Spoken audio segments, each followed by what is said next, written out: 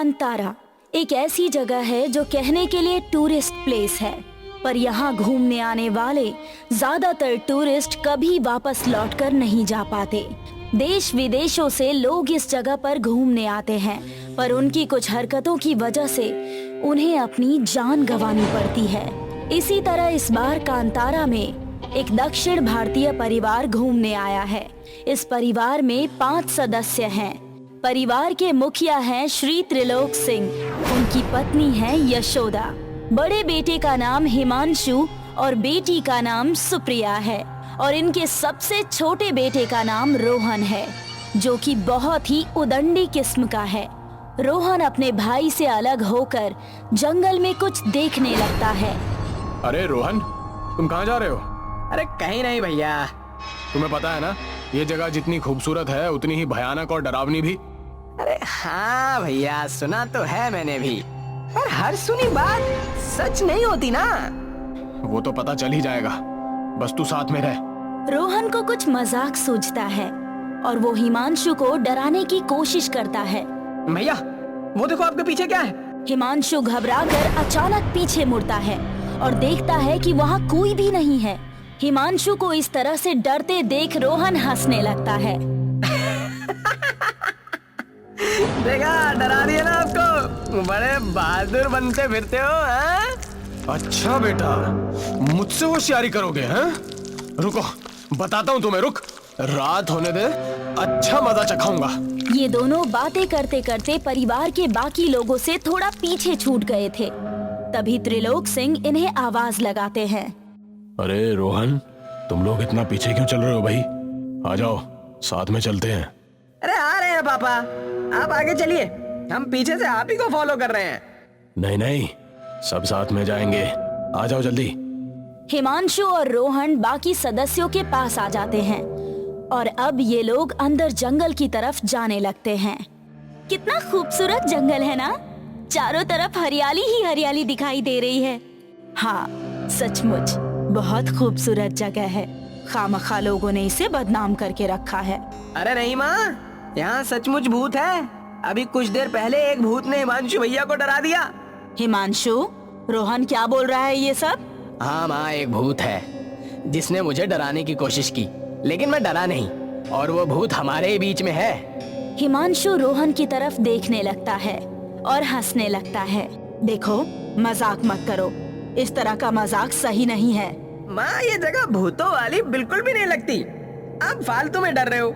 ये देखो, यहाँ कोई भूत वूत नहीं है। रोहन जोर से चिल्लाने लगता है। कोई है? कोई भूत है क्या हमारे आसपास? कोई भूत है? अगर कोई भूत है तो सामने आओ। लगता है डरपोक भूत डरकर भाग गया। देखो रोहन, यहाँ पर इस तरह की कोई मस्ती नहीं। अरे माँ, ये भूत वूत सब बकवास है। देखना, इतना बुलाने पर भी नहीं आ रहा है, तो बिना बुलाए कैसे आ जाएगा?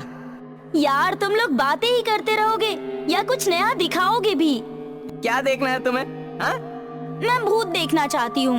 अरे भूत तो यहाँ है ही नहीं, वो मुझसे डरकर भाग गया, डरपोक कहीं का।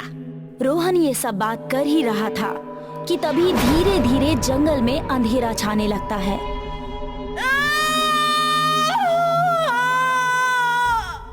इस आवाज को सुनकर सभी लोग चौंक जाते हैं। ये क्या था? तुम भूत बुलाना चाहते थे ना? लगता है उस तक तुम्हारी बात पहुंच गई है। तभी एक तेज हवा का झोंका आता है और ऐसा लगता है कि किसी ने जबरदस्ती पेड़ों को हिलाया है। इस हवा के झोंके के साथ एक जोर से बादल गरजने की आवाज आती है, जिससे सभी लोग डर जाते हैं। लगता है बारिश होने वाली है, हमें जल्दी से आगे जाना होगा। जैसे जैसे ये लोग आगे बढ़ते हैं, अंधेरा बढ़ता जाता है और आसपास का माहौल डरावना होने लगता है, और अब जंगल में सिर्फ कीड़ों और चिड़ियों के चहकने की आवाज आ रही है। रोहन सबसे आगे चल रहा है, तभी उसे पेड़ हिलते हुए दिखाई देता है। माँ, वो देखो, वहाँ कुछ पेड़ हिल रहे हैं। रोहन की माँ जब रास्ते की दूसरी तरफ देखती है तो पेड़ का हिलना बंद हो जाता है और वो रोहन को डांटने लगती है। रोहन, मैंने पहले भी कहा था, यहाँ ऐसी मस्ती मत करो। अरे नहीं माँ, पेड़ सचमुच हिल रहे थे। कहीं भूत तो पेड़ नहीं हिला रहा है। पेड़ों के हिलने से पत्तियों की सरसराहट की आवाज आती है और झरने से पानी के बहने की आवाज तेज होती है। तभी इनको दूर से किसी के चिल्लाने की आवाज आती है। बचाओ! बचाओ! कोई है! बचाओ!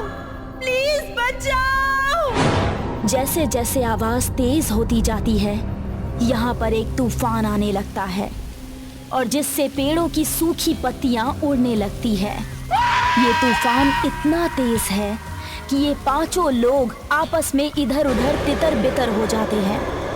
अचानक से वो तूफान थम जाता है और अब परिवार के सभी सदस्य अलग हो चुके हैं और जंगल में एक लड़की की आवाज सुनाई देती है जो कि बहुत जोर जोर से रो रही है। त्रिलोक सिंह अपने परिवार के लोगों को ढूंढने लगते हैं।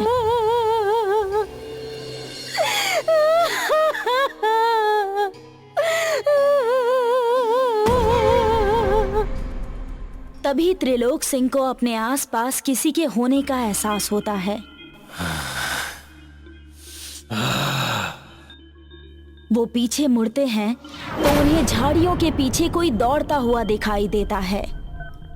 वो जल्दी से झाड़ियों के पास जाते हैं जहां उन्हें खून ही खून दिखाई देता है और उन्हें वहां पर सुप्रिया के दोनों सैंडल पड़े हुए मिलते हैं।